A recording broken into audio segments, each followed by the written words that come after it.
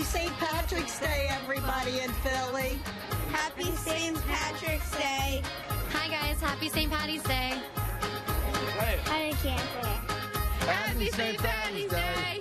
We'd like to wish everyone a Happy St. Patty's Day. Greetings from the Clearwater Beach Phillies game. Want to wish us Happy St. Patrick's Day to everybody in Bridesburg, Cape May, and Wildwood Crest, New Jersey.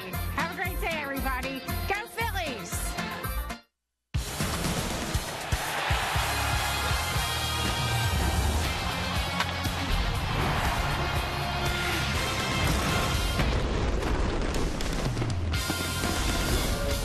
Every year, spring training is fun no matter what day it is, but it takes on a little extra flair on St. Patrick's Day as the Phillies fans will jam Bright House Field this afternoon.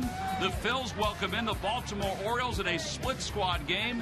And oh yeah, there's also some importance going on the mound as Roy Halladay will take the hill for the Phils. Hi, everybody. I'm Tom McCarthy, along with Chris Wheeler. Sarge, wait till you see Sarge. He'll be along a little later on with Greg Murphy. Happy St. Patrick's Day, everybody. Wheels, happy St. Patrick's Day. Did you wish Sarge a happy St. Patrick's Day? I drove him in today. I had no choice. Well, wait till you see it, folks. We don't want to build it up too much. Today, Roy Halladay takes the baseball for the Phillies, and this is an important start for Roy Halladay. He doesn't think there's anything wrong, but he wants to make sure that he has a crisp outing today. Well, normally in spring training, you eliminate almost everything, especially from veterans, guys that have had great careers. It's a little different with Roy right now because he had some arm problems, back problems last year, and he got smoked in this game the other day against Detroit. Everything you see is in the middle of the plate. He tried a backdoor cutter there. He would either miss with that pitch or he'd throw it down the middle. That was a pitch down the middle, too, a changeup that's hit out of the ballpark through a grand slam, home run, and it was just a very, very difficult thing to watch. And afterwards, though, he said he felt fine. He was just a little bit lethargic.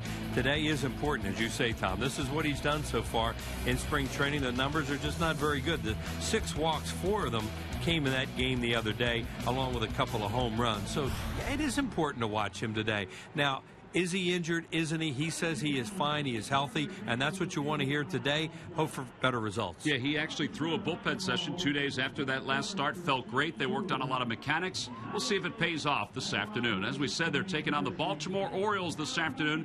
Orioles and the Phillies have battled themselves over the last few years in interleague play. Yeah, they had fun down there last year. The Phillies lost 2 out of 3, but Baltimore had a tremendous season. Look what they did with 93 wins, 24 more wins than they had the year before, and just a tremendous trip to the postseason. They did well in postseason, finally losing to the Yankees in the divisional series. But they are a team to be reckoned with. They have some power. Here's Chris Davis hitting a home run against the Phillies. This was in the Friday night game. I mentioned the Phillies would lose 2 out of 3 in this weekend series, but it was so much fun just to be down in Baltimore with all the Phillies fans that were there. On Saturday afternoon, Adam Jones ended a very, very long game when he hit that slider from B.J. Rosenberg out of the ballpark to left center field, and the Orioles had a nice win there. They were going to win the Sunday game after the Phillies had prevailed in the Friday night game. The Orioles were a team we could see last year when the Phillies played them that they had a chance to be a really good team in a very difficult division.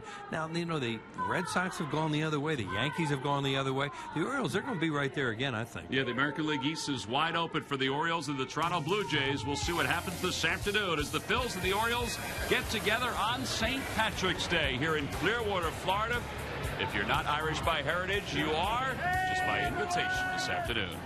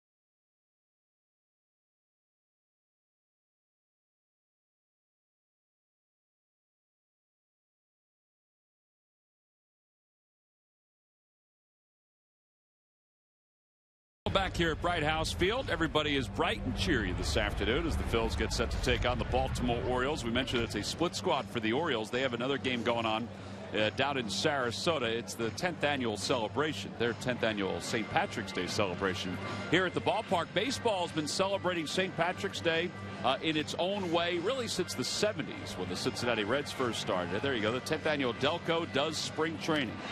This one, 2013. See all the signatures, all the folks that came down to watch the Phils play against the Orioles. Phillies are wearing the green uniforms today. The green hats. The Orioles, well, they have their normal uniforms, but they've got a little green to their hats that you'll see as the day moves on.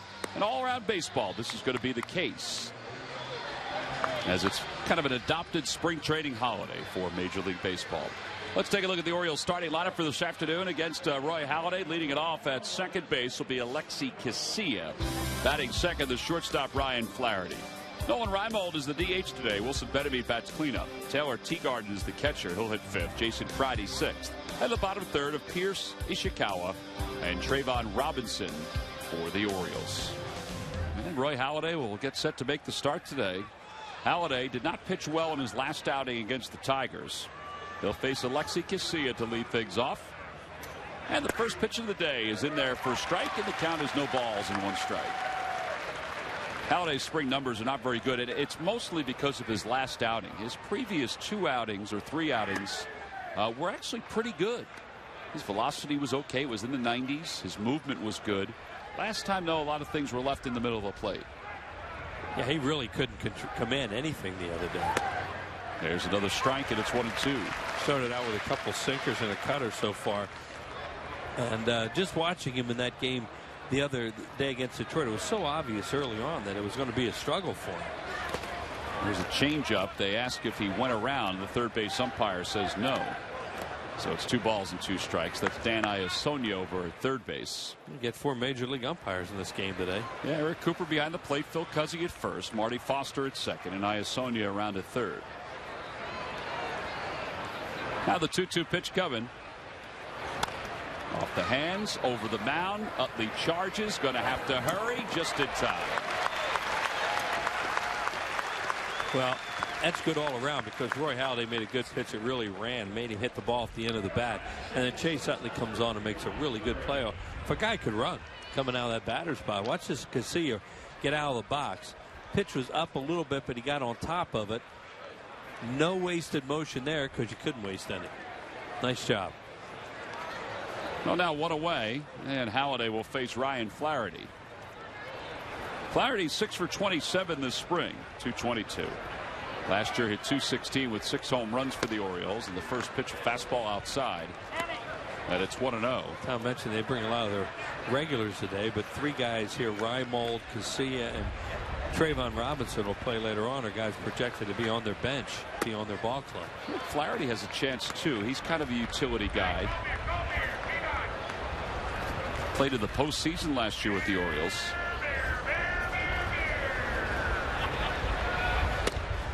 And he just missed outside. It's 3-0.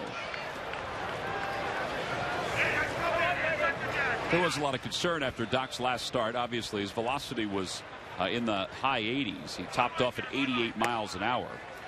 Just with the naked eye, the fastball looks better today, at least to these first 2 hitters, than it did really at any point during his last outing.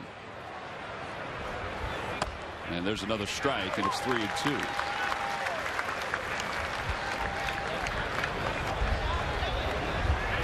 Two days after Halladay's last start, he did throw a bullpen session and worked on mechanics more than anything else during that session. And he misses low, and there's the first walk of the day. Yeah, he threw a 3-2 changeup there. And the fish weren't biting. Talking to Eric Kratz today. Kratz did not catch his bullpen the other day, but Eric was preparing for today's start. He said a lot of times with starting pitchers, at least he's found this.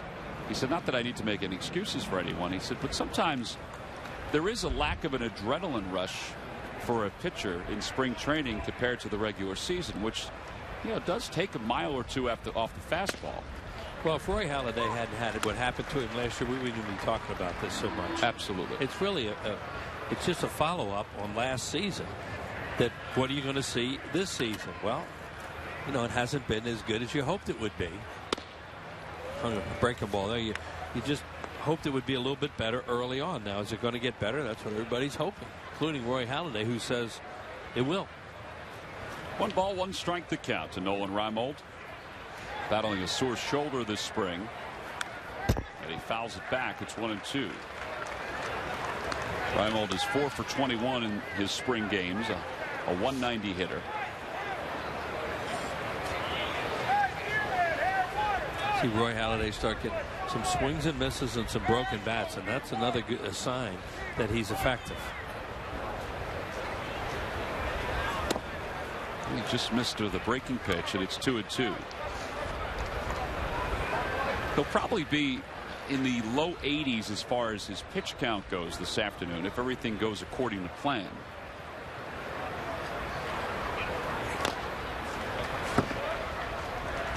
He's thrown 16 pitches already in this first.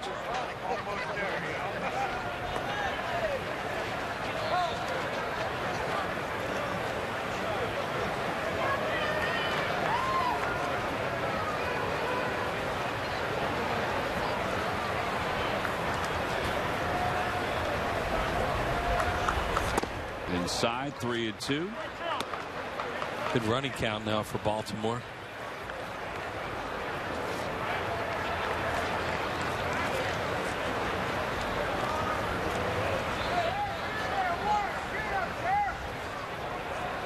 Runner doesn't go, and the pitch is a call. Strike 3.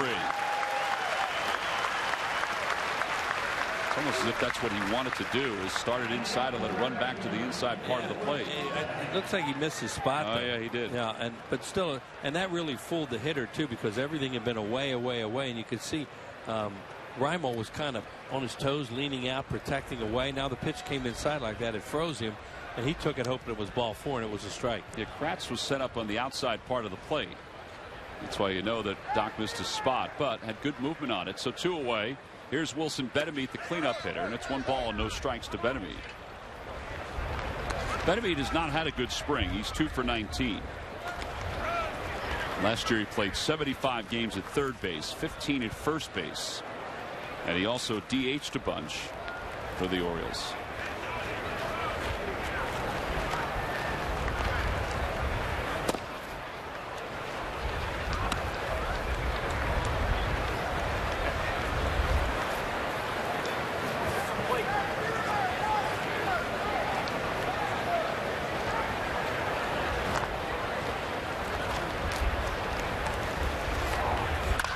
Ball's hit hard towards second, a base hit for Betemit. Dominic Brown got to it quickly. Flaherty stops at second base. For the first hit of the day for the Orioles, runners on first and second with 2 outs. Will bring Taylor Teagard into the plate. Dominic Brown used great technique there and used great technique yesterday against the Yankees, this time in left field. Whoop. Yeah, that's a good play he made there. These are kind of plays that he's gotten hurt on early on in his career. He did a better job of having his glove hand, stretched out after he caught the ball, as opposed to having it tucked underneath, which he's done before and wound up with wrist problems. He has bounced around from right field to left field all spring long. And part of that is I don't think the Phillies are at all settled on what they're going to do in the corners in left field and right field. I think he has one of the spots, but whether it is in left field or right field, I don't think Charlie Manuel's decided that just yet. Outside, 1-1 the count to Teagarden. Delman Young continues to progress. He's in the dugout. He took batting practice today. He also ran more today, which is a good thing as he continues to get himself back ready to hopefully play some games. And they made it pretty obvious that he'll start the year on the disabled list. So that's the whole point about how the outfield's going to shake out. There's Young.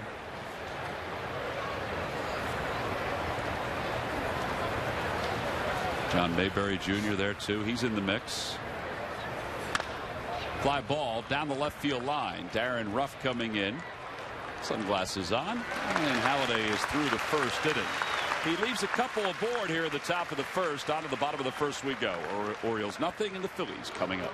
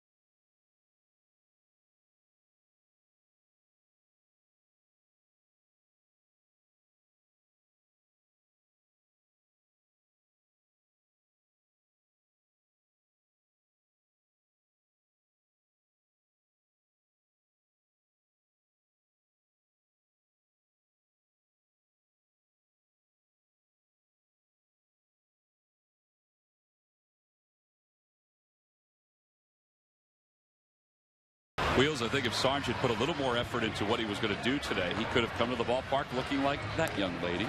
He almost did. Let's go to the starting lineup for the Phillies this afternoon. Leading it off in center field, Ben Revere.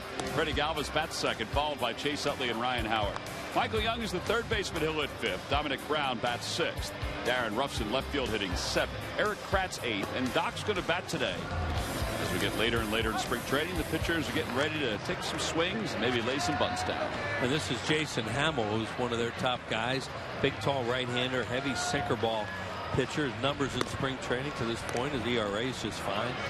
Only walked one, struck out 6. He pitches to contact. Not a big strikeout guy necessarily, even though he has more strikeouts in innings pitched, but he's going to try and get you out with ground balls.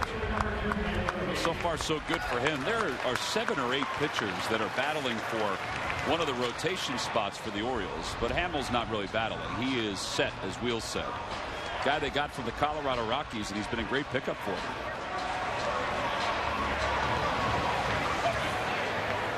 Ben Revere will lead it off for the Phillies. Revere hitting .315 this spring. He's 17 for 54. Jimmy Rollins will be back pretty soon now, of course, and be interesting to see if Charlie puts him right back up there at the top of the order and what he does with Ben Revere. Ground ball towards shortstop. Flaherty's there. The plan for Jimmy is Ruben Amaro talked to Jimmy, I believe, today. They've given him an extra day, and then tomorrow he's going to play in a minor league game here at the complex at 1 o'clock while the Phillies are up in Orlando taking on the Braves. The United States lost to Puerto Rico in the World Baseball Classic, so they have been eliminated for the World Baseball Classic. So it's down to the Dominican Republic, Puerto Rico, the Netherlands, and Japan. They are playing in San Francisco for the right to be termed World Baseball Classic champions. USA got involved in a couple really interesting games there at the end, but they lost to the Dominican and then lost to Puerto Rico. 2-0 the count. Both games were close. Puerto Rico had a 4-0 lead at one point. It was 1-0 late and then 4-0. Nelson Figueroa was really good in that game. 38-year-old Nelson Figueroa. He's doing what he always did, just throw darts all over the place. Had great command the entire time in the World Baseball Classic.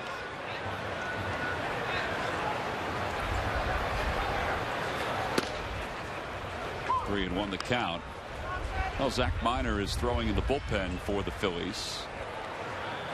He is scheduled to pitch today. It's a little early, though.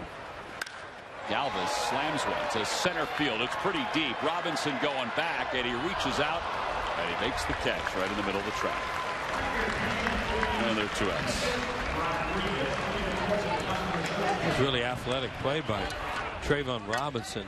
Did a really good job with the wind blowing the way that it is. It's going from right to left, and he knew it was going to come back to him a little bit.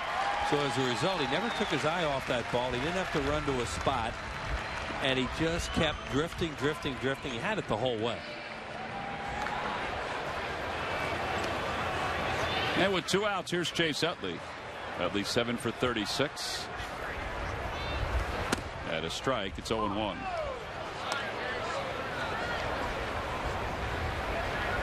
Wind blowing out towards left field a little bit today. It'll help the hitters to left and left center as opposed to right and right center the way it was the last couple times we were on the air. Ground ball softly hit right side. Casilla is there, and the side is retired. Utley speeding up the first base line. Phillies go down quietly in their half of the first. We'll go to the second inning here in Clearwater. No score between the O's and the Phils.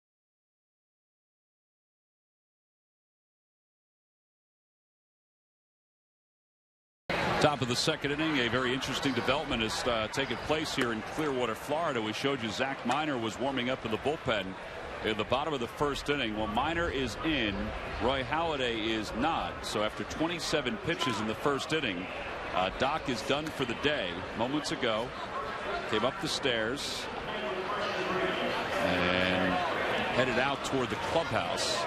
So Miner will take over for the Phillies. We'll try to get your report as soon as we know if there's anything that's going on with Doc. Doc allowed 1 hit. He walked 1, struck out 1 in the first. Miner's 6 games so far this spring, Wheels, 1-1 with a 10.13 ERA. Rich Stubbe went out between innings to talk to the umpires to say, hey, we got an injury. I'm not going to say it's an injury, but we've got a guy leaving the game, and maybe you'll give our guy as much time as necessary to warm up. Yeah. That's what they're doing right now. I think that's a good point on your part, that he was talking to Eric Cooper and to Phil Cuzzy, who's the crew chief, because Miner literally just started warming up just a few minutes before the end of the bottom of the first. So there's Doc, jacket on, leaving with one of the Phillies athletic trainers and going underneath the stadium and out toward the clubhouse. Yeah, went through the diamond dugout area there and back inside. So top of the second inning, no score between the Phillies and the Orioles. Mentioned during the first that Doc's velocity looked like it was a little bit better than it was last time, but his command was, kind of what we saw the last time out. Wouldn't you agree? Yeah, it just, let them diagnose what's going on. But to me, the two things that I mentioned, Tom, with you is you look for swings and misses and foul and balls that are not centered off the bat, and that that just hasn't been there. And to me, that's been Roy Halladay throughout his career. He's so good at that, and it's a little bit of a struggle for him right now, it would appear. Phillies were also scheduled to have Jonathan Papelbon pitch today, but Jonathan has come down with an illness again, so he is not going to pitch. Hope he's okay. Hope he's feeling better the next couple of days. Jason Friday will lead off for the Orioles. Friday 8 for 28 this spring. Former Phil. Played for the Phillies for a short period of time last year. Played in AAA for the Phillies at Lehigh Valley. And the first pitch for Miner taken outside. It's 1 ball and no strikes. The guy used to be with the Mets. Also with the Oakland Athletics. It's that one foul off to the left and out of play.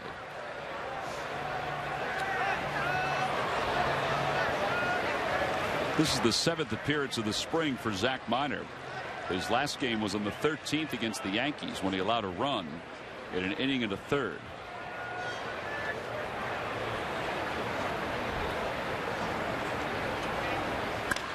Fly ball out to left field. Darren Ruff getting tested with a couple of fly balls in the first couple of innings. One away. Yeah, now that was about as routine as a fly ball gets, but it was really nice to see the way he read that ball off the bat correctly from a left-handed hitter. They turned the right way, was totally under control, let the ball drift back to him, and made the play. Normally, he wouldn't even mention a play like that when a left fielder catches it. But in the case of Darren Ruff, he struggled with some routine stuff. So, any improvement you can see him make is a plus, because his bat looks like he's for real. Yeah. Steve Pearce takes a strike. It's 0-1. Pearce, 6-year Major League veteran. Bounced around a little bit last year. 10 for 26 this spring. Good breaking pitch. It's 0-2. Let's check in with Greg Murphy. Murph, what are you hearing, buddy? Hey, Tom. The news on Roy Halladay is that he left today's game because of a stomach virus. So right now, obviously not feeling well, and they just wanted to err on the side of caution. So back in the clubhouse right now, battling a stomach virus. So I guess in a lot of ways, that's good news. Darren Ruff going out toward the fence, and that ball is over his head and over the wall. So Steve Pearce is just connected on a home run to give the Orioles a 1-0 lead. That's why we were reticent to say what it is until you find out. But with the things that have been going on with Roy Halladay, you couldn't help but wonder, all right, is he having a little problem that he had to leave? So stomach virus, that's a good thing. Yeah, we mentioned that Jonathan Papelbon is not feeling well, so he is not pitching today. So maybe there is something bouncing around. It looked like a changeup that just kind of tumbled up there. And it just mentioned the wind was blowing out pretty hard to left field. Ruff does all he can there. You're going to get help if you get the ball up in the air to left today. Here's Travis Ishikawa. who's 5 for 25 this spring, and he wraps the first pitch foul. And it's no balls and 1 strike. Ishikawa last year played for the Milwaukee Brewers, had 4 home runs and 30 runs batted in.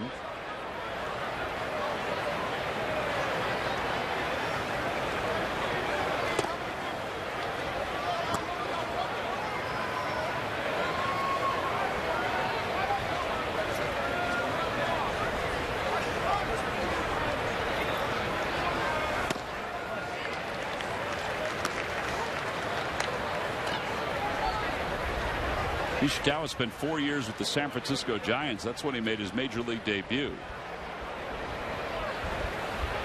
Always known as a very good defensive first baseman. He's down on strikes.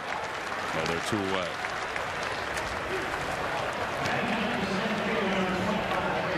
So Rich Doobie marking the pitches from Zach Miner.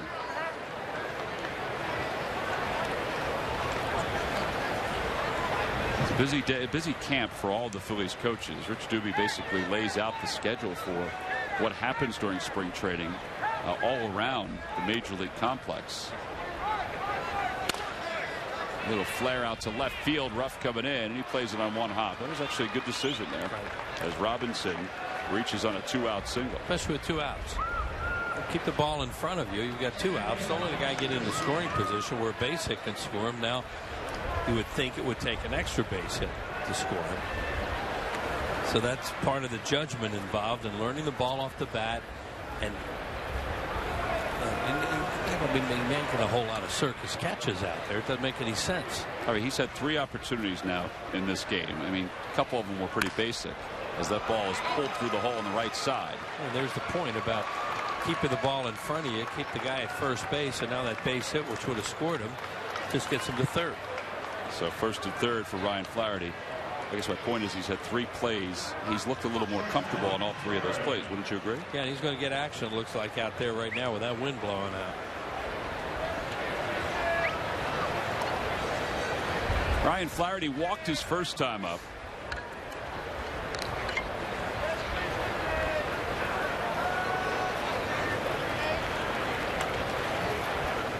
Orioles lead it 1-0.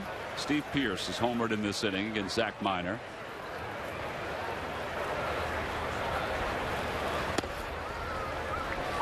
Pearce was a guy who was with the Pirates a number of years, and they thought he was going to be a power hitter.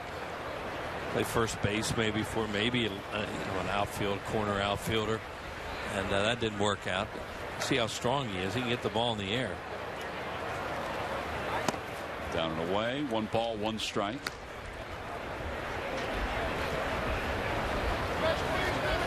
We're starting to see some of the camps dwindle in numbers. The Phillies made some moves earlier today.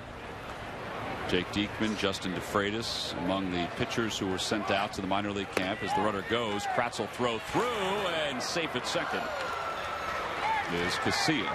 Let's have that split second where you look the runner back too, and that's what he did, and then made a really good throw and almost got him anyway. But the number one thing there is do not forget about the guy at third base and throw to second.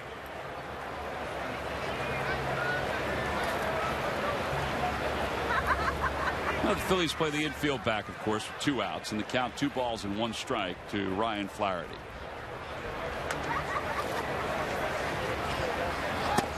Now 3-1 the count.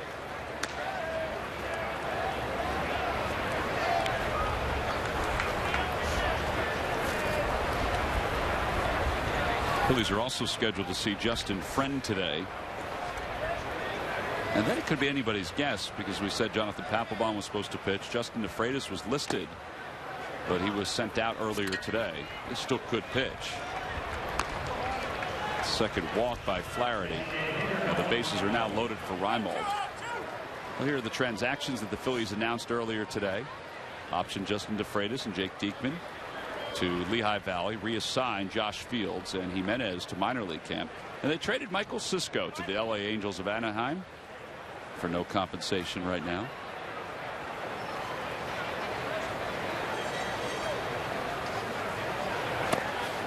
Reimold takes way outside. Reimold went down looking on strikes his first time up. Doc threw a pretty nasty pitch on the inside part of the plate to get him.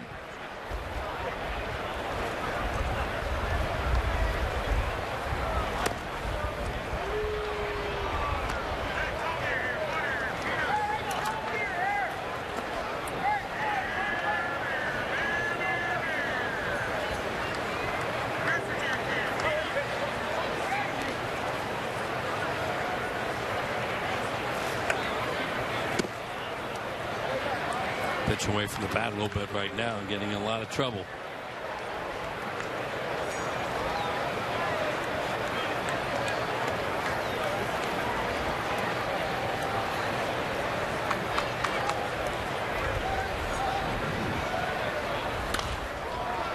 Give him the green light. He popped it up foul. Kratz gives it a peek, but it's going to be out of play. They bounce it off the roof down into the waiting hands of the gentleman behind home plate. Wills, that's the key if you're sitting behind home plate or anywhere around the suite level. You got to be aware of balls ricocheting off the roof. Deflections are big here. Yeah.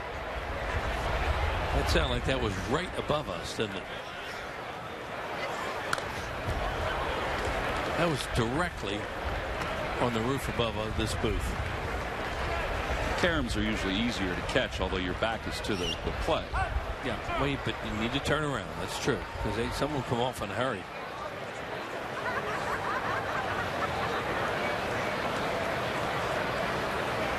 Everybody will be off on this one.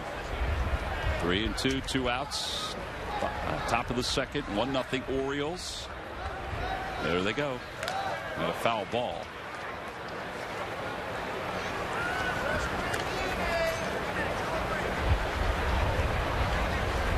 Well, Miners at 23 pitches here in the second.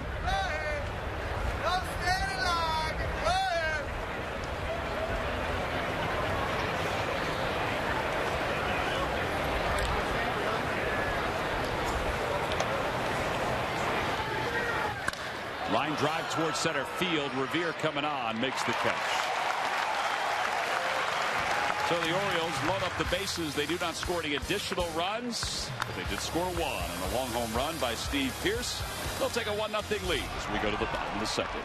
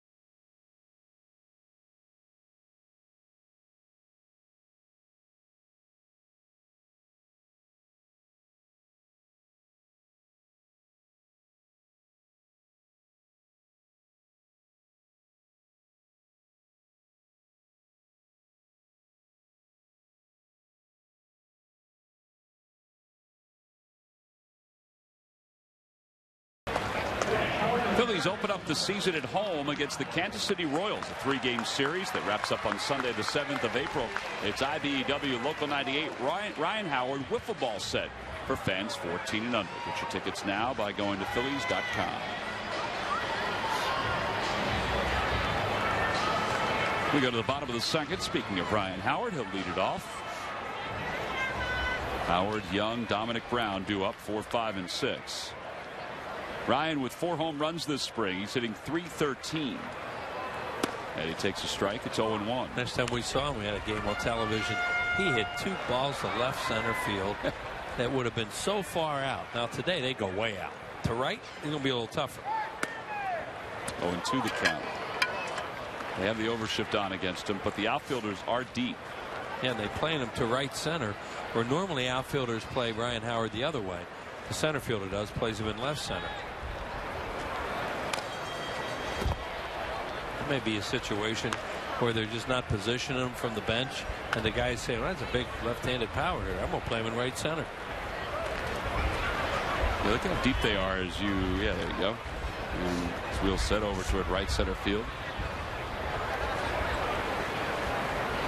Howard takes outside. John Russell is managing this afternoon here in Clearwater because Buck Showalter is with the other half of the Baltimore Orioles split squad. They're playing in Sarasota, a home game. There's JR to the left. Former Phillies #1 pick, and also a coach in the organization, a manager in the organization. What do you think about the green hats, Wills? The Orioles. They don't go with the orange. No. They don't match, do they? I don't think so. No, but it's a nice effort. Good try. The green is where the white usually is for the Orioles cap. Phillies are much more adept at this, of course, because they do it every year. They're able to get it done in the scheduling and play at home every year on St. Patrick's Day. Were you about to say it's part of their shtick? No, the shtick's over in radio. Here's the 2-2 to Howard. On the hands, out toward right center field, and it'll hang up there for Robinson. One away. They've been doing it for a long time, though.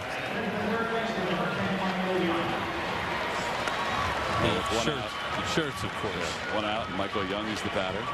We mentioned it's become kind of a well, it's a holiday, obviously, but it's kind of a baseball tradition during spring training for teams to at least wear green caps. The Phillies take it to a different level, and they wear the green jerseys. It was the Cincinnati Reds that were the first team ever to wear the green uniforms. They did that back in the 70s. And then it was Tug McGraw who was the first Philly to wear a green uniform when he dyed his own uniform green one year. It's a nice looking hat. See, now that looks okay, the black and the green. If but you then get away from the orange, that's not good. But the hat's a great looking hat. 1-1 the count to Young. It was really nice until we panned down. Back toward the middle, a base hit for Michael Young. 14th hit of the spring for Young.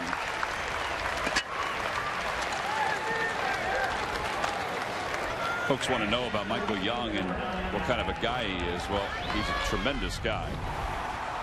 And we'll talk a little bit more about his preparation. How about Dominic Brown yesterday hitting another home run against Hiroki Kuroda? That was a pitch that was up, and he turned on it beautifully. He was in, too. He pulled his arms back really nice. That a lot of times is a jammer. He really got the head through that in a hurry for him to pull his arms back as much as he did. 4 home runs, 8 RBIs this spring. Charlie keeps talking about the power he possesses when he gets the bat head out in front. And that was an example of really getting the bat through the zone on a pitch that's not that easy to do. Down and in is different than that. Down and in's easy for a left-handed hitter. See, that pitch is up. Most left-handed hitters do not hit the ball up real well. They hit it down really well. And why? Never been able to have anybody explain why. But you know it when you watch it. Well, this has turned out to be a very good camp for Dominic Brown. He hasn't, there's not that ebb and flow. There's just been a flow. Out towards center field. It was sliced to left center. Robinson covers a lot of ground out there. See, there's that pitch. It's not necessarily the same thing he did yesterday. I don't know what the velocity was, but that pitch is on his hands a little bit coming in, and that's a hard pitch for a left-handed hitter to hit unless it's below the belt. Watch it. It's almost like a cutter. See, the thing runs in on him a little bit. See, I had to pull his hands back and got jammed, whereas yesterday really got the bat head out in a hurry. Maybe the count was different yesterday, and you're much more defensive with 2 strikes. Darren Ruff, a chop over to third. So the Phillies are retired here in the second. No runs, 1 hit, 1 man left. Well, we're through 2 here in Clearwater. The Orioles, thanks to a Steve Pearce home run, on top.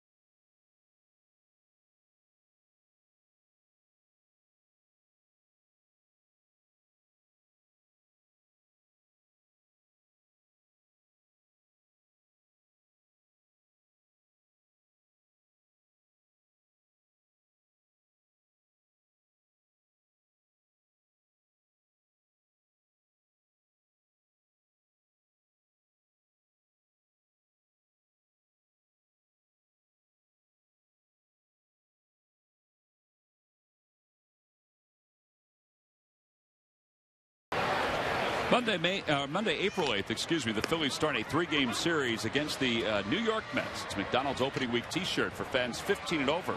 On Monday the 8th, and Tuesday is a Hatfield Dollar Dog Night. Ordering your tickets, it's pretty easy. You can just go to Phillies.com. Could be another record-setting day here at Bright House Field. In fact, I would think it is going to be a record-setting day. I mean, there are people everywhere. They are lined all along that walking concourse, which wraps all the way around the stadium. It's one of the great aspects of this ballpark is that at any point you can wander around and you can still have eyes on the playing field. It's kind of an overcast day, pretty comfortable though. Temperatures are in the 70s. And as we start the third, Wilson Betemit takes low. Betemit struck out, or excuse me, singled his last time up. And these guys have left 5 on already. And they lead at 1-0 because of a home run.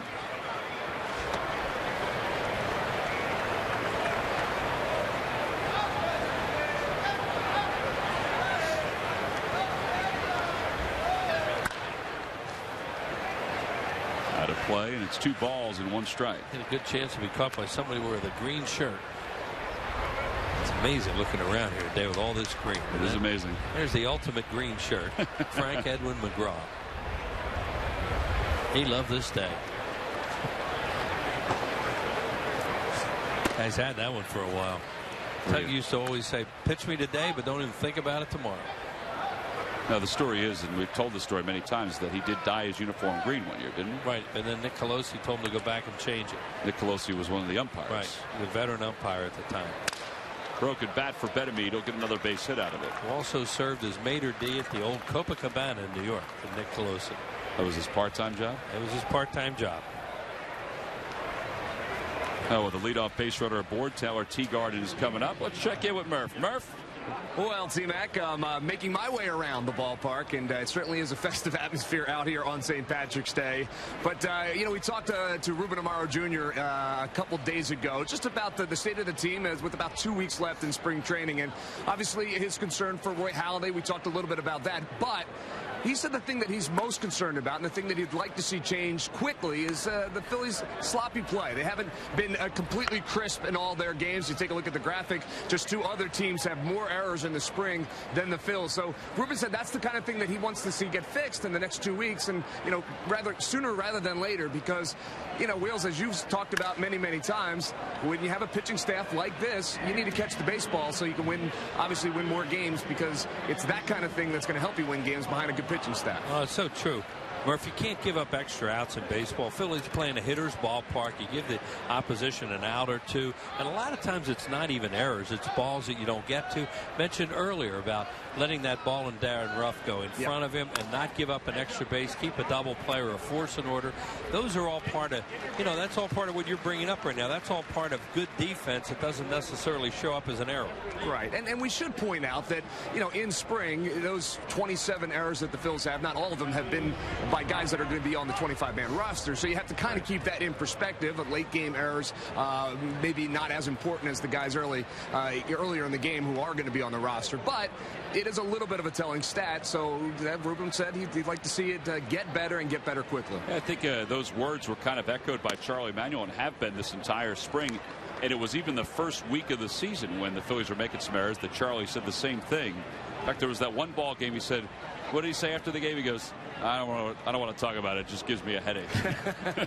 Well, you have to, in National League especially, I think you have to play good baseball, and that means make the plays. And even though it is not an error, you have to throw to the right base, do those little things that don't necessarily show up, but when you watch the game, you know how much that affects it. 2-0 the count to Jason Pridey with a runner at first. One man down here in the top of the third. Phillies were not good last year at all of those things. Not only not getting the balls, but playing the game the right way. Base running and everything. Base running everything. And you will not win consistently if you don't do the things the right way. Out towards center field, Ben Revere got a great jump, and it carries toward the track. Yeah, that's fun to watch. Well, he got, as you said, Tom, got a great jump, and then on a ball that leaves the bat, you go, he's gliding the whole time. That ball, he had that under control the whole way.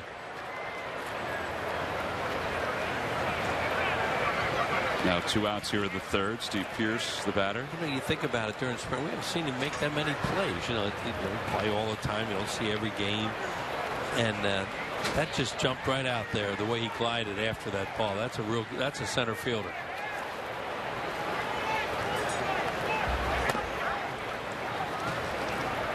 Ben Revere, I think a lot of the Phillies players took in the Kenny Chesney concert yesterday up in Tampa. I know Murph went to the Kenny Chesney concert.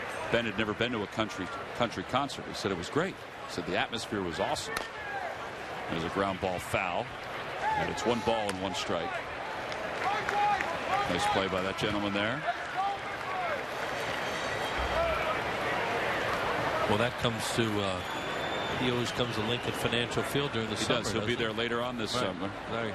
Murph will be on the road, right? You're not going to go to that concert. No, well, June the 8th, I believe he's in Philadelphia, but yeah, we'll be on the road. But great to see him last night. It was a lot of fun. A lot of the players were there. A lot of the guys were sitting in and around where I was, and then I know Roy and Cole were also in attendance, although I didn't see them. But all in all, great time. Ben was right. It was an awesome atmosphere, kind of like today here, honestly. They had better seats than you did. You didn't see them? Well, perhaps.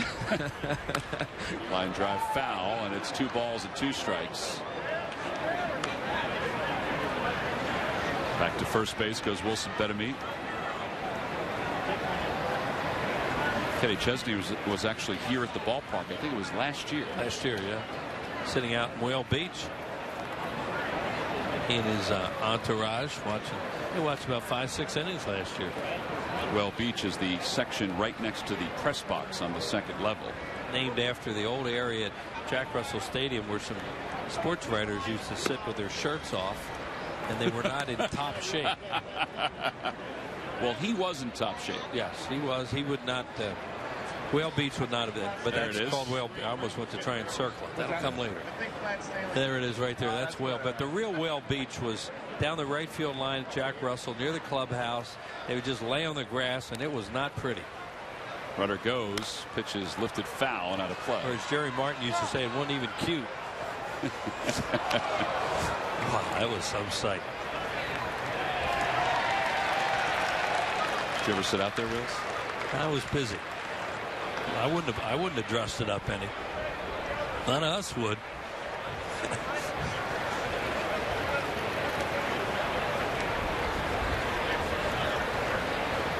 You really didn't need a ticket or a reservation to sit out there. But it seemed like the same group was there every day. It looked like it was kind of invite only. Benaby will be off again on this pitch. There he goes, and out in front is Pierce, and that'll be back into the crowd. He's part of the atmosphere at Old Jack Russell.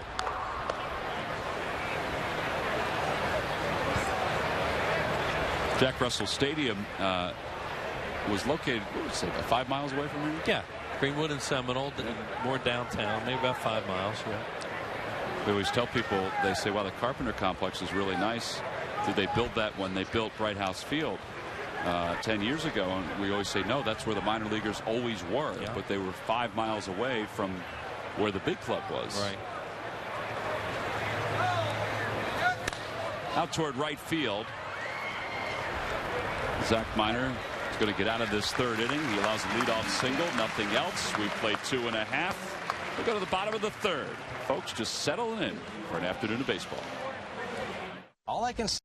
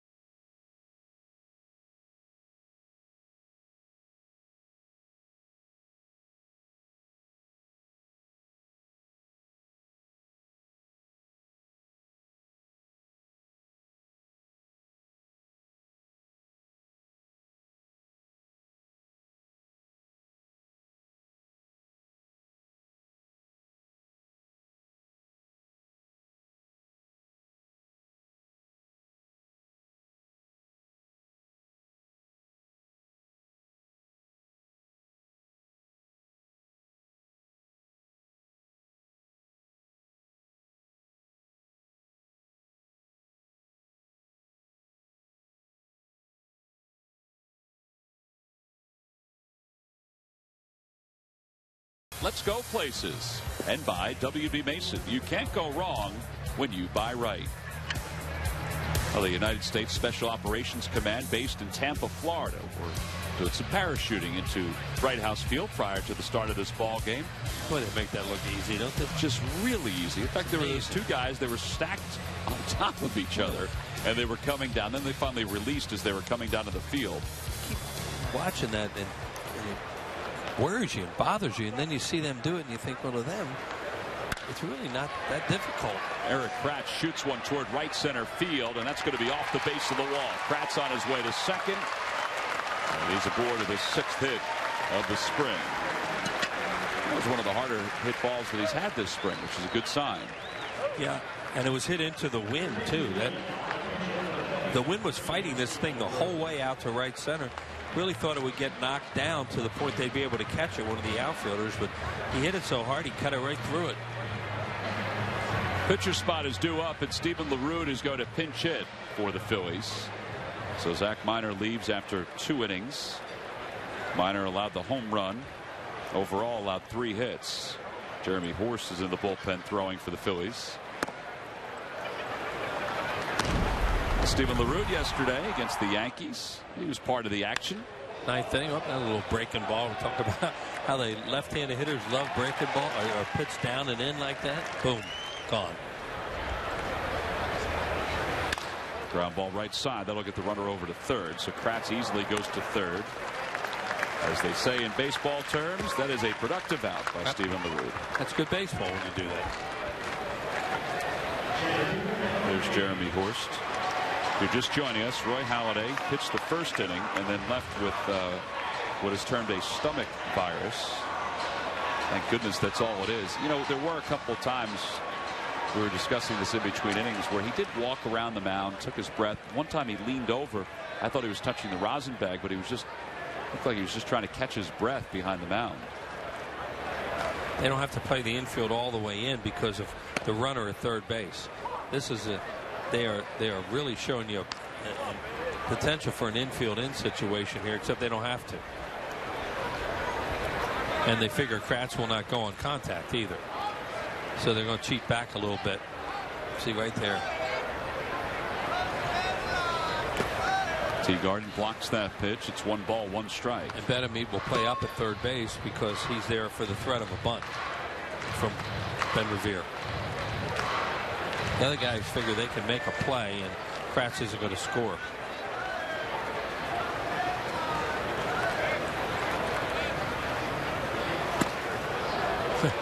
It's the first time I think I saw him swing and miss all spring. He doesn't swing and miss like that. He really got full. Look at him. Like he's surprised.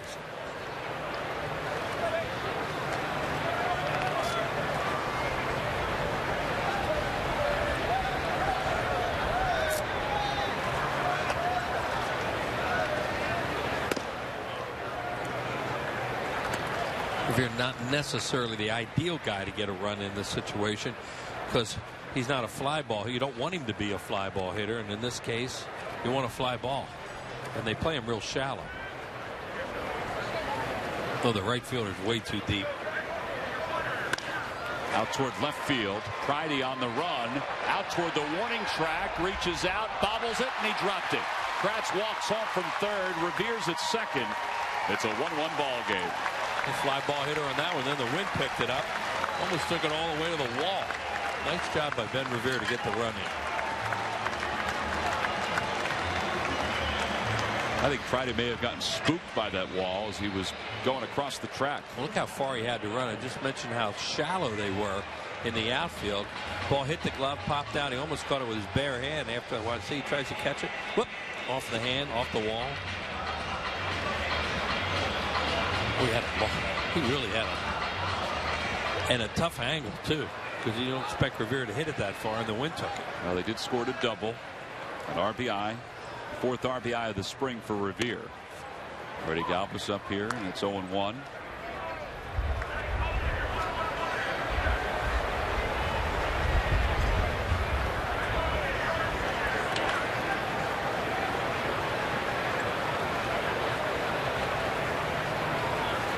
Galvis has had a good spring. He's hitting .280 with 6 doubles, a triple, and a home run. He'll be a decision at the end of the springtime. He will. Just talking to Steve Henderson about Freddie Galvis, because Steve has been with him his entire career basically through the Phillies system as the hitting coordinator.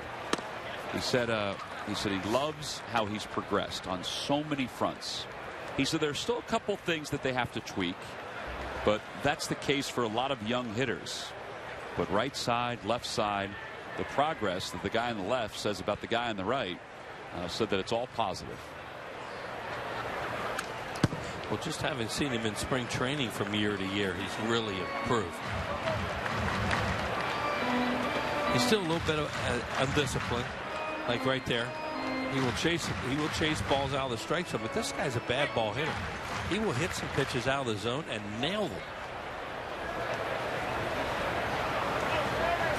Some guys, they hit balls out of the zone, it's just an out. Check swing, they appeal, no swing. This is Iasonia. Not going to hit that one. But Wheels talked about the decision the Phillies will have to make. The decision most likely is, do you want him to play every day at Lehigh Valley, or do you want him to be part of what you hope is a divisional championship? Because he can help. Oh, that pitch was high. Eric Cooper calls him out. Come on. You don't have to be wearing green to know that that pitch was upstairs. And everybody in the ballpark reacted the same way. And Cooper knows it too. I mean, that's ridiculous. Even in today's strike zone, that's ridiculous. Oh my. That's silly. Yeah, that's silly. And Cooper knows he made a mistake there, but it's spring training.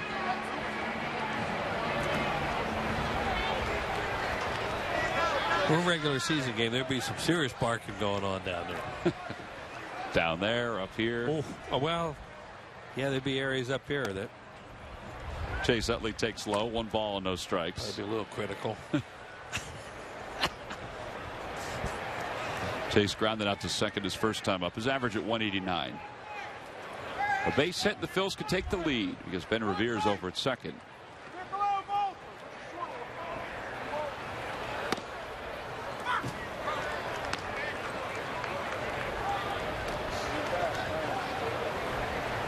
Just to finish up that decision about Freddie Galvis, the decision is, does he play every day or does he help the club? And the other part of the decision is the fact that Yuniesky Betancourt, who's another guy vying for a utility spot, he has an out clause in his contract that will take place at the 24th, on the 24th of March. If he's not going to be part of the major league club, he can choose to be a free agent on that date, which happens all the time. And I think Freddie's more tied to Yuniesky Betancourt than, let's say, Kevin Franzen is, because Franzen's had himself a great spring. Different type players, too. Very different. Utley got the green light. It's 3-1. Charlie trying to give him a chance there. Brian Sandberg really loves his situation with that base runner at second. 2 outs, and you get Revere at second. Bring him on home. Don't have to worry about it.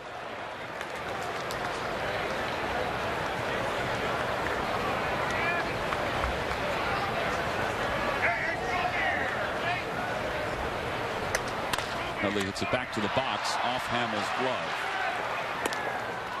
Phillies leave one in scoring position. However, they tie it up on an RBI double off the bat of Ben Revere. So a little luck of the Irish today. Revere's ball out to left field was dropped by Pridey. This one was dropped by Hamill, but he was able to recover and throw out Chase Utley. So we go on to the fourth inning. It's a 1-1 game.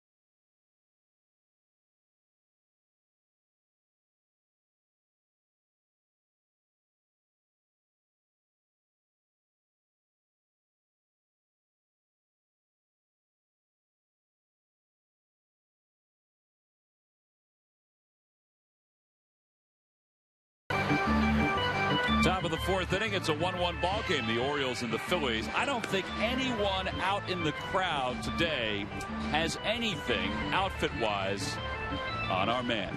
Gary Matthews joins us up here in the booth. Sarge? Celebrating St. Patrick's Day. I don't understand why you start laughing like that. What do you? I'm going all out, Tom. You are going all out. Got my bow tie on there, representing of Rob Brooks. He likes to wear those quite a bit. Right. Rob Brooks, our manager of broadcasting. He would like this tie. Yeah, I'm going to give it to him once I'm done. Well, happy St. Patrick's Day. Same to you. Yeah. Feeling good. Hoping the team can get back to what they're. Oh, wow. Now that's a hat for you. Now that's a hat for you. You can put all over. Travis Ishikawa leads it off. It's 1 ball and 1 strike to Ishikawa. But I feel very comfortable in wearing different outfits from time to time. Just celebrating what's going on today. Well, I know you, like a lot of other folks, that you enjoy this holiday. It's a happy holiday. Yep. I will actually be cooking a little corned beef, cabbage, if you want to come by a little later. Maybe make a Reuben of some sort. You got rye bread? It's up to you. I do have rye bread, as a matter of fact. Let's get some. But I have a whole different all kind of bread. Wheat bread along with French bread. Now you have to, if you're going to make a Reuben, Sarge, you're going to have to. I understand you got to have mustard and so on. Yes. Use mustard. You can use a little Thousand Island dressing if you want to, something like that. Well, I will have it. I'm going to come by you more than welcome. Chase Utley ranging to his backhand. Nice play. One away. That was a good play. Anytime you wonder about Chase's knees, you look at a play like that and say the knees and everything else are fine. Yeah, he's going to be just fine, and obviously the Phillies are counting on him to play quite a bit. See how he's going down for the ball there? Very athletic play. See, he gets that ball over to Ryan Howard. It'll bring Trayvon Robinson to the plate. Robinson singled his first time up, batting ninth. Orioles acquired Trayvon Robinson from the Seattle Mariners, where last year he had 221 with 3 home runs and 12 runs batted in. You want to talk about the roller coaster ride that is being a professional ball player. Robinson was acquired from the Mariners for Robert Andino. Andino had a pretty good impact on these Orioles the last couple of years. So he was acquired during the winter. Yeah. And then a week before spring training, the Orioles acquired somebody else. Took him off the 40-man roster, Robinson. So he had to go through waivers. He wasn't sure if he was actually going to be a Baltimore Oriole outfielder. Said it was unnerving, sitting and waiting, wondering where he would be. I can imagine. Especially with your future being in their hands, so to speak. Swing and a miss. 1-2 the count to Robinson. Well, this is about the time, actually, this next week that'll be coming up. They'll really be trying to get the team together, everybody, on exactly what team they're going to have. Trying to get the rotation set for the pitchers. From a bullpen standpoint, Horst has done very well his last 3 outings. He has 3 1/3 scoreless, which is a great sign. We talked about how he was working on some things, and he's gotten that movement. So I would assume he's going to earn one of the spots in the bullpen for the Phillies. Yeah, well, yeah, again, though, it depends on exactly how many pitchers or left-handed pitchers you think that they're going to take. Maybe going to take 3. But you're going to need some right-handers definitely in there, I would think, besides Adam. Take a look at this. A little off-speed pitcher out in front. Talked about that. It's devastating early on. Well, here's the current roster, Sarge. This is what's in camp right now. It's 36 players. They have to get down to 25, so they have 11 spots that they have to eliminate.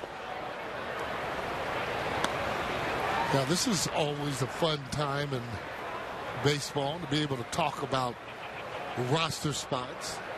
Not so much of a fun time, however, for the player that might be going down. Big difference between AAA and playing in the major leagues. Obviously money-wise, but really everything else. Traveling. Check swing, foul ball, 2-1 the count. Well, from a camp standpoint, in the bullpen, the Phillies have Mike Adams, Almont, Bastardo, Aaron Cook, Chad Durbin, Justin Friend, Halladay, Hamels, Horst, Kendrick, Lannon, Lee, Valdez, Stutz, Papelbon, Minor, and Rodrigo Lopez still in camp. And you figure they're going to get down to maybe 11? 5 starters, 6 relievers. Now they could do 12. Well, just depending on whether or not they think those starters are going to be able to give him the innings that they need early on. If they do, okay, you can take 11 pitchers. But other than that, they'll probably take 12, I would think. 2-2 the count to Alexi Casilla. A little high. So if they take 12, that means they have to eliminate 4 more spots. So there's a battle going on for, with those 16 pitchers. Of those 16, 11 are relief pitchers. Out to left field, Darren Ruff is there. A 1-2-3 4th inning for Jeremy Horst. Well, that'll continue to improve his chances. Middle of the 4th, it's the Orioles 1 and the Phillies 1.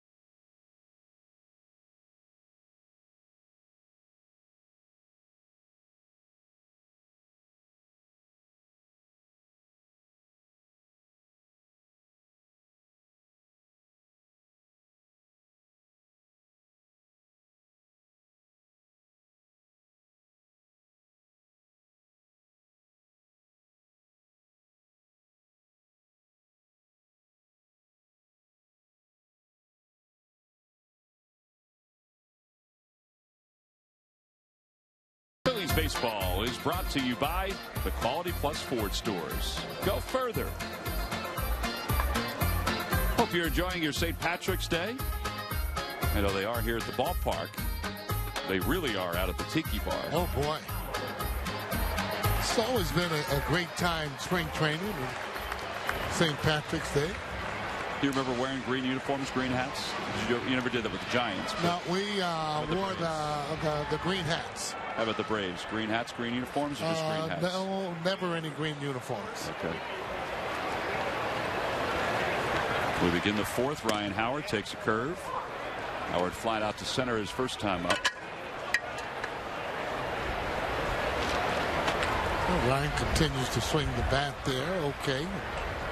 You like it like this right now, and then once that season starts just to really get hot, start hitting the ball even further and more. Dominic Brown so far scoring 17 runs. That's awful good. This juncture of spring training. Like to see him drive in, however, close to the same amount.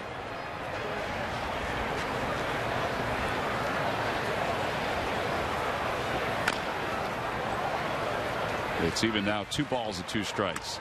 What you've seen this spring, is there any reason to believe that Ryan will not drive in what you expect him to drive in? You know, even last year, I mean, I just thought that he would have ended up having close to the same numbers besides maybe the home runs, but Ryan has a knack for driving in runs.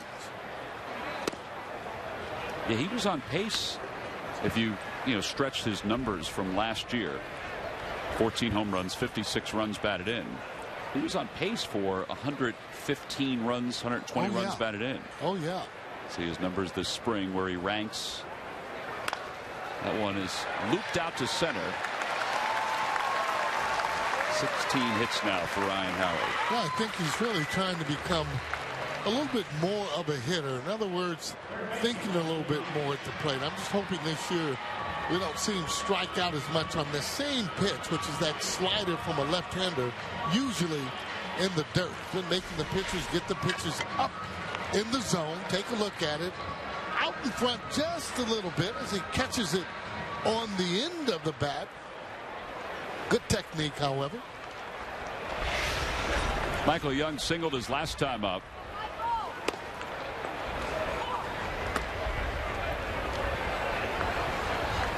Young is 14 for 49 this spring. His average continues to rise. It's been near 300 for the last couple weeks. It's at 286 right now. Off the hands down the right field line. Base hit. Howard on his way to third. Young on his way to second. Both will get there. And the Phillies have second and third with nobody out. Sarge, as you like to say, he couldn't throw the ball out there any better. Well, good base running, too, by Ryan Howard. He read the ball all the way, off and running there to third base. Inside-out swing again there by Michael Young. He's going to see a lot of balls hit the right field this year. And he knows when he hits it down there, he's going to scoot in, get into second base. Good situation here for the fighting field. Yeah, a situation where the Orioles are kind of giving them an RBI. The infield is back all the way around. Ground ball right side. Howard hesitated, but now he comes home. It'll be an RBI for Dominic Brown. It's a 2-1 Phillies lead. Michael Young goes over to third. Yeah, you're right. Did hesitate a little bit. You know, he's got to realize, though, infield back, when that ball's on the ground, take off. Got the results, though. Yeah, sorry, nine RBIs now for Dominic Brown. See, and those are the kind of ones, too, you're going to want him to do. That's how you really want to pick him up when you make that out. You get the RBI, then you get Michael Young, which is that second in scoring position there for Darren Ruff. Ruff was retired on a chopper to third his first time up.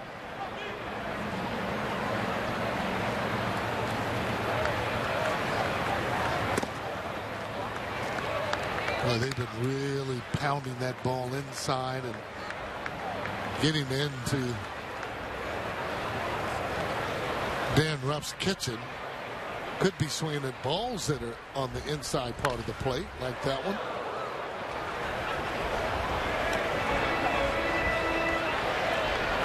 Got to get the ball.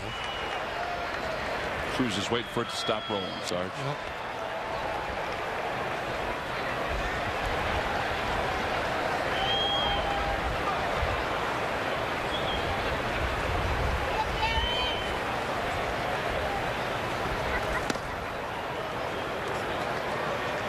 I think Hamill may have wanted that pitch. It's now 2-2.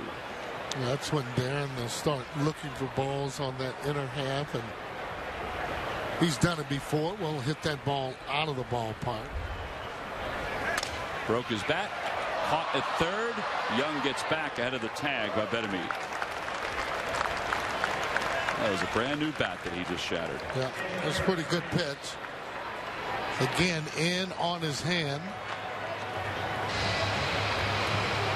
Thought maybe he would try and look in there. Take a look at it as the ball gets right in on the hands there. Good base running by Michael Young. Was scamper back.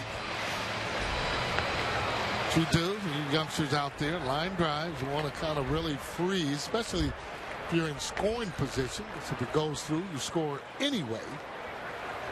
Eric Kratz, man, this one is far, but foul. Wow.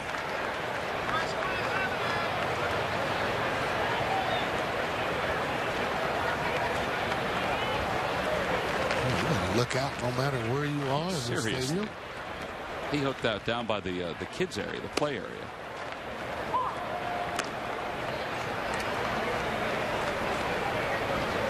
Doubled his last time up.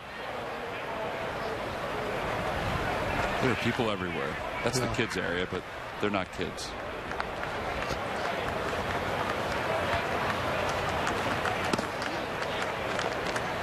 One ball and 2 strikes the count. Jeremy Horst out on deck. He's hoping to get a chance to take some swings.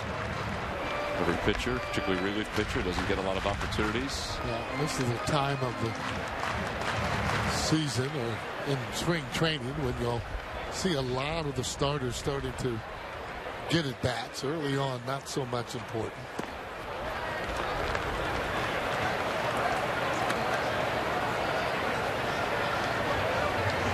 Baltimore, they're using their DH when they come to the ballpark. They have to get permission from Charlie Manuel, the manager, to be able to use their DH. Charlie obviously doesn't care. Guys are getting themselves ready. Kratz is rung up.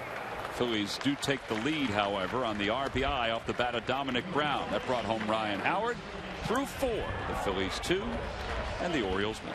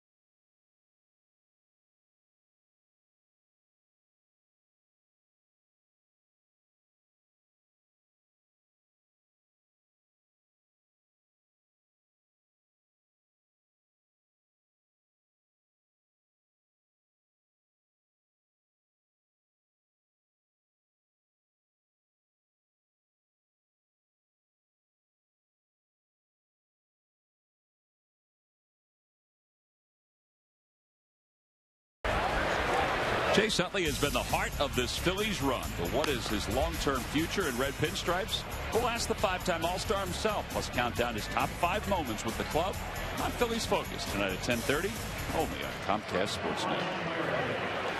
Well, there's probably a lot of that going on today, as you would expect. The buckets are going to be aplenty.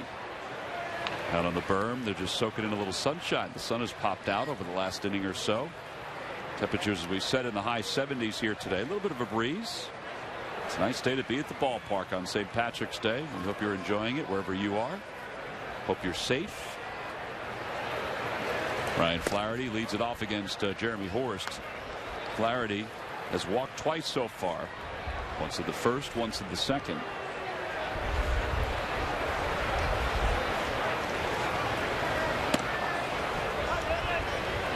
And now it's 2 balls and no strikes.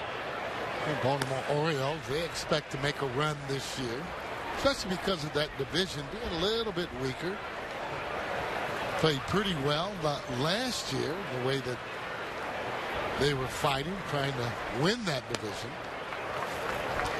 How much of that do you think will help them this year, the fact that they were in that battle? Gotta help them. You know, and then with the Yankees not having the best team and players that are hurt, Boston, they're almost rebuilding a little bit.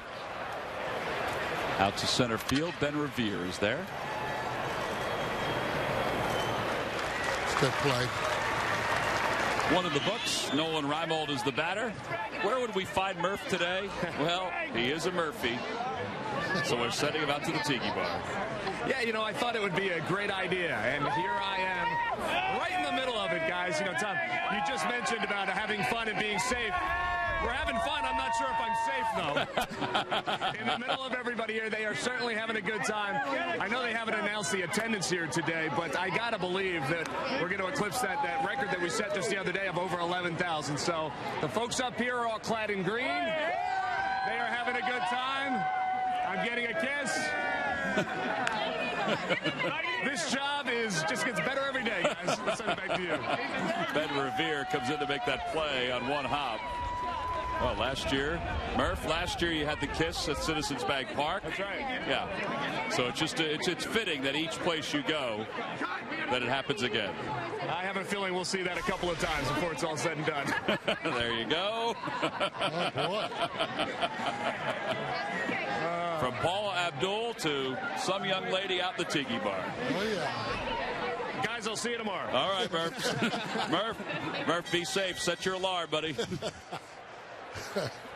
Wilson Benavides now the batter with a runner at first. I tell you what, for the fans that haven't been out there, that is one of the better bars, I would think. In Clearwater. Sometimes I think you lose track of the game, wouldn't you say? Well, and track of the game, the hours. I mean, it's just, they're usually friendly people that are there.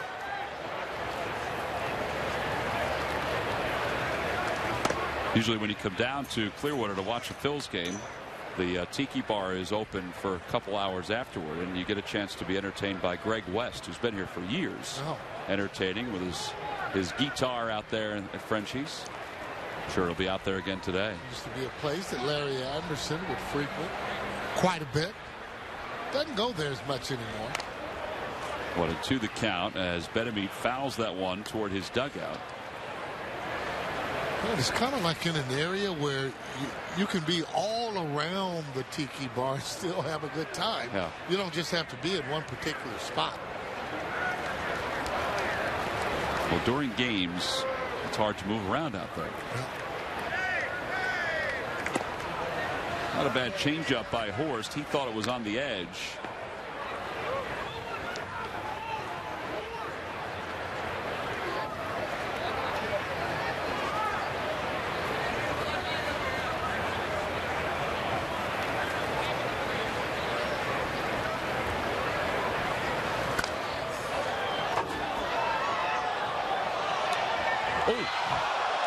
Well, he got the baseball. Some gentlemen we said you have to be ready for the carom when you see the ball come off the roof of the luxury suite level. He turned, it took a hop, he grabbed it, and then he fell 2 rows backward. think he's okay, though. Yeah, and they gave him a ball, and that's what Philly fans do for the effort. Runner goes. Bettamy breaks his bat.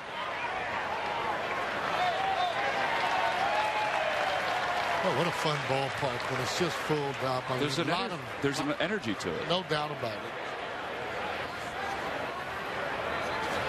I mean, look at all the green. I got to tell you, I mean, we're filling our green. That's why we wore it today. I mean, there is not a spot open around this yard.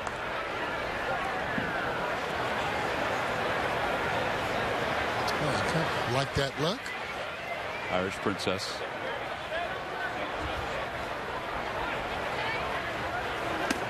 Now Horst finally gets that changeup to be called a strike on a swing by Bettamy. 2 outs here in the 5th. That's his 2nd strikeout. Well, a little off speed. Always talk about the location.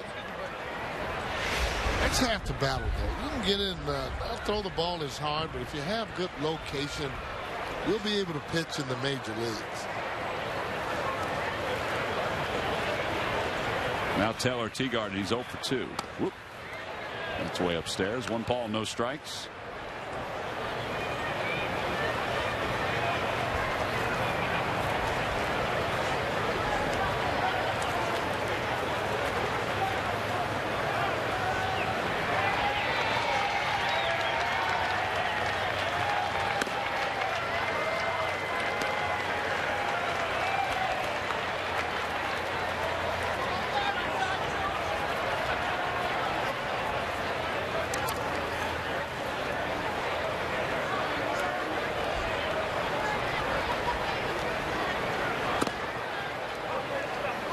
Horst up to 33 pitches now. This will be his final inning.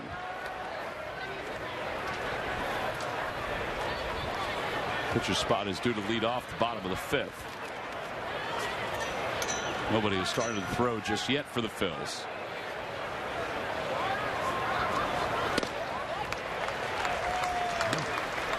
Showing a decent fastball, just threw that ball right by him, and that's what you get when a lot of times hitters are looking for that off-speed pitch. Impossible to catch up with a fastball if you are sitting on off-speed, curveball, changeup.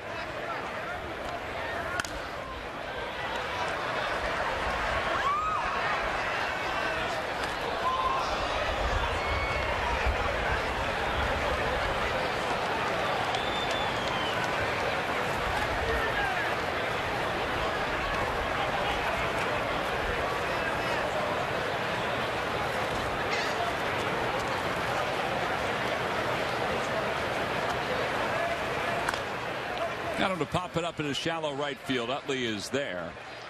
And he makes the catch. Horst 2 scoreless innings. We go to the bottom of the 5th inning. Murph keeping himself busy out of the Tiki Bar on the St. Patrick's Day. We'll be back after this.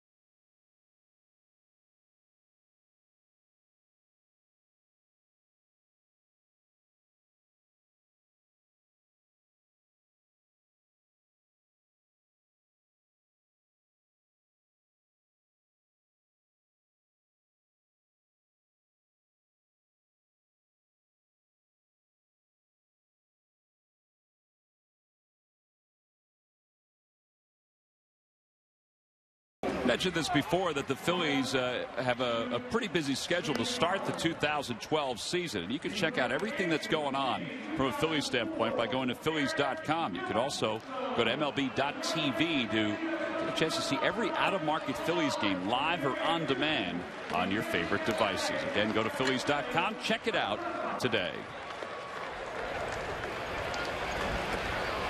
Well, now to the bottom of the fifth we go. It's 2-1. Phillies on top. Well, the sun is kind of glaring today out at Bright House Field. Sarge, when you bought your bow tie today, you didn't see the glasses there? They were out of glasses, as a matter of fact. Yeah. I have to tell you that many of the folks, we did a breakfast today, me, you, and Wheels. Many of the folks, I think, were a little disappointed that your bow tie did not light up. Well, I'm trying not to bring a lot of attention to myself. Lance Nix is the pinch hitter for the Phillies here in the bottom of the fifth. Nix 222 this spring. Had a breaking ball, and it's no balls and 2 strikes. What you're talking about? Oh my gosh. Little? Yeah, I mean, I guess those are kind of what I was talking about. I really didn't expect it, but yes. I'm the type of person, when you ask for something or whatever, that I try and accommodate and show him that, you know, you got to be able to support different days. St. Patty's is a nice day, and we'll be celebrating a little bit more after the game. Oh man! I got to tell you, you got to keep it a little light in spring training. I really like that, though. I think they're great. I think they're great. Are they battery operated? Yeah. I think she is envious of you right now. And you know it. That's right. That's exactly right. Oh boy. Oh, I'm going to have a lot of pictures and memories from this thing. Let me tell you, there are folks maybe watching on MLB.TV right now out in Dublin saying, oh, man. You know what, guys? And I'm just playing. Yeah, I am. I'm just playing around here on St. Patty's Day. Please, I don't want to get a lot of letters and answering that. Make them Little League answers like I've been getting. Okay? Ben Revere takes outside. It's 2 balls and no strikes. We'll go with the baseball questions only. All right, so folks around the Delaware Valley have to decide: hers or your glasses. Oh, I know they're going with mine already. That's right, because yours have a little accessory to them. Hers are just glasses. You know what? Really, now I feel bad I didn't get the blinking tie. I really do. I just feel terrible. At this point, I don't think you need the blinking tie. I think you're fine just the way you are now, sir. Man, I know this. Gary Maddox is going to say something to me when I get back. Seriously, he is. He's going to say something. Gary Maddox is going to say something. Larry Christensen's going to say something. They're all going to say something. But you know what? You're embracing the holiday. I really am. I feel good. 3-1 the count to Ben Revere. Now there's a strike. 3-2. Well, every time you turn around, it seems that you're just doing a lot of laughing these days. You make me laugh, Sarge. You make me laugh. Really? There's one thing that I can always say about my friend Gary Matthews is that he can make me laugh. All 4. Revere's aboard. And you know what? That's a pretty darn good thing to say about somebody, is that they can make you laugh. I'll say. Freddie Galvis is 0 for 2. He's flied out to center. He's also gone down looking.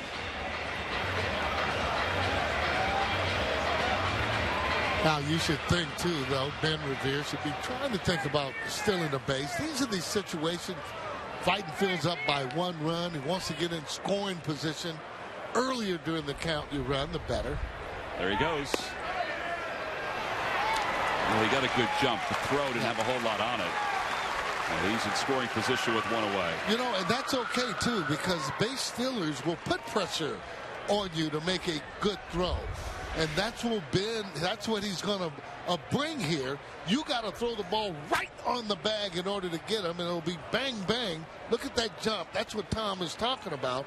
It'll be bang, bang just about every time when he's in scoring on first base. Freddie Galvis lifts one to deep right field. Going back on it is Pierce. It is gone!